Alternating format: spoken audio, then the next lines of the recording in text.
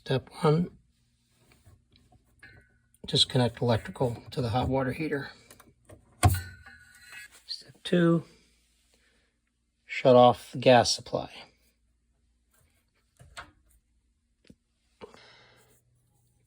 Turn off cold water supply to hot water heater. Next step, open hot water. Let that run to relieve the pressure of the tank. And leave that open. Next step is to remove the anode using a 1 1/16 socket. Keep in mind, once this comes out, it might be hot. End up putting a pipe on this socket wrench to help get a little leverage.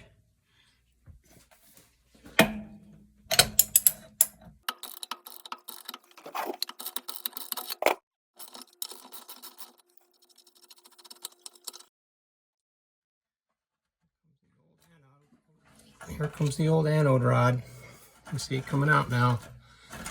It's in pretty rough shape, but it's coming.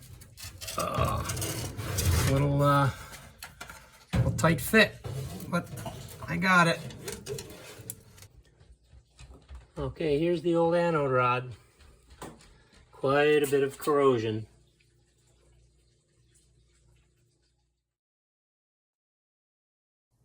Okay, now we're going to install the new anode. A little extra Teflon tape on there. Put that down in.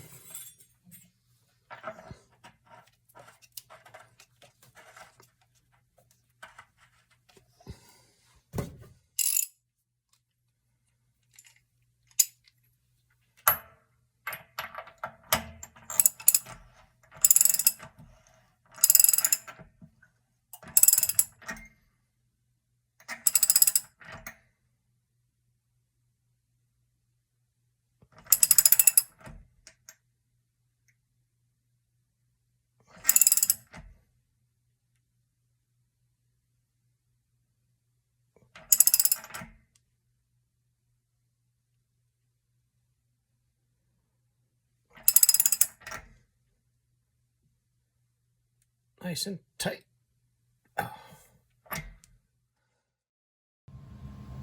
Okay, we've attached the S.O.S Protect tensiostat on the wall, and now we're going to attach it to the top of the anode. Let me get a better view here.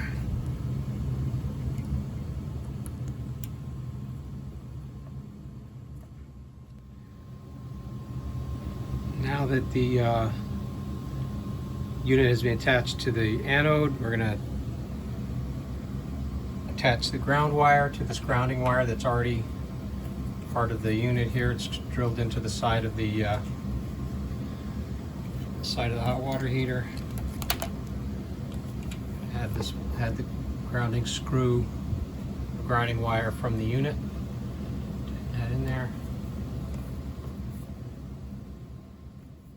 Next step is to turn the water back on and fill the hot water heater up and pressurize it.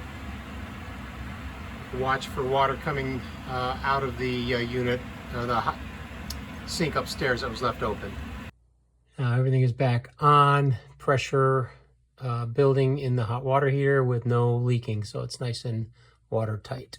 Restore power to the hot water heater and turn the gas back on.